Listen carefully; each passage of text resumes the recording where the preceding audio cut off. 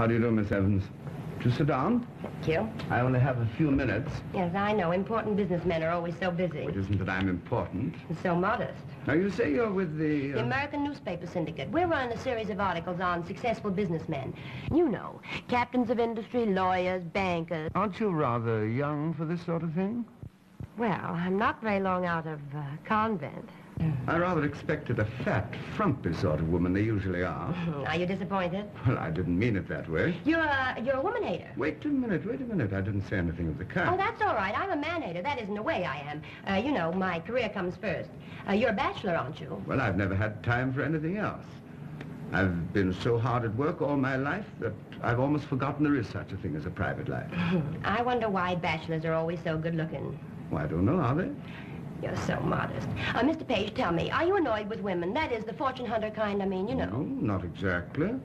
Say, what sort of an interview is this? Are you interviewing me about my private life or my business? Well, we like to know as much as we can. What kind of books do you publish mostly? Love stories? No, not entirely. For instance, our Introduction to Physics is a standard in 68 colleges and preparatory schools. That's wonderful. Our big volume of sales, however, is in hymn books, published in 12 different languages. Well, that must be wonderful work. Do you know the one, Who Are You at Home? Who Are You at Home? That used to be my favorite at convent. Huh. Well, now let's get on with this. It used to be Uncle Rupert's favorite, too. Who? Uncle Rupert. Haven't you ever heard of him? No, I don't think I have. Oh, he's very well known. Colonel Rupert Evans of West Virginia. Well, however... Now, what else is there you want to ask me? Well, what are your views on drinking? You mean prohibition? Yeah. Oh. Well, the 18th Amendment is a law. And as a law should be respected until it's rescinded by the voice of the people. I see. Then you mean you ain't in favor of drinking? I beg your pardon? You mean you are not in favor of drinking? Well, I just said I wasn't. That's very interesting. Why? Well, I've interviewed several other important men, and you're the first one to believe in prohibition. Well, now, just a moment before you write anything down. That isn't my personal opinion. Oh, then you do approve of drinking? Well, under certain circumstances, I think spirits may be good if taken medicinally.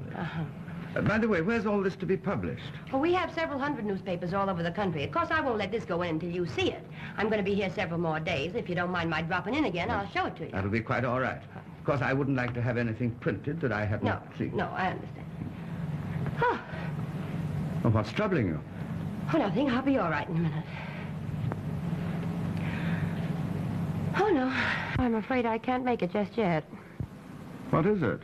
Oh, just a little heart pain. I get them every once in a while. Uncle Rupert used to have the cure for this sort of thing.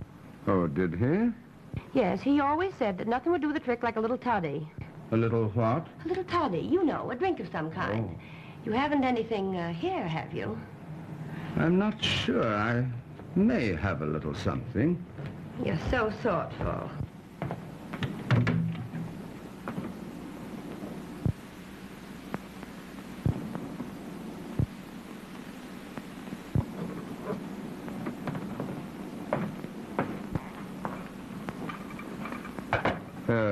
Is this what you wanted?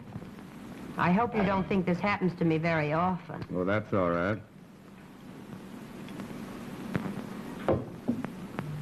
Aren't you having one, too?